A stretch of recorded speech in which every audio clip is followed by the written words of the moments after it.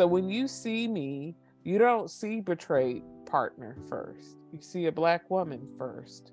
And so if someone has a bias or ignorance or prejudice that they're not aware of, they can lose sight of me being a betrayed partner and start talking to me from that bias Did you have as a that Black happen to you? woman. Even here recently, I was in what I thought was a safe space and somebody made a comment. And I always have to weigh, okay, is this a conversation that I want to have with this person in this space at this time? It's always present.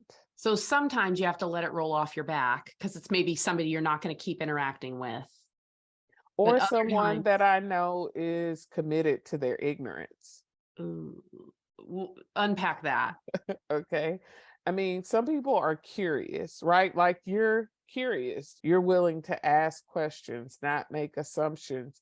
You're listening. You're applying what you hear them saying to you, what matters to them, how they like to be talked to, what's important to them. And you're incorporating it in your interactions with them.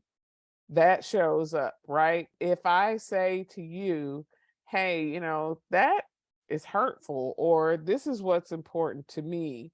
And then the next time I talk to you, you're still with your agenda. That tells me that you're committed to your ignorance, that you don't have a desire to learn. If you make assumptions and don't ask me questions like you just did, right? I said something and you're like, unpack that. That tells me that you're interested in learning. And so some people are not. And as a Black woman, my whole life, I've learned to pay attention to that. And growing up in predominantly white spaces, attending predominantly white schools, this is not a new rodeo for me. But it's just very different in that betrayal trauma by itself is already isolating. Oh my it gosh, it already yes. puts you in a smaller circle. So it's not like I can just go to another group. I can just go to another space and find help.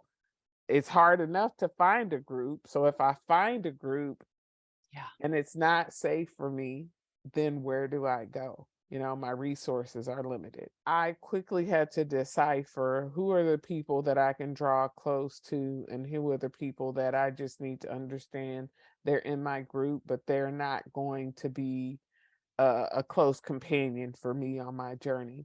Because, when people are hurting, they're just talking freely.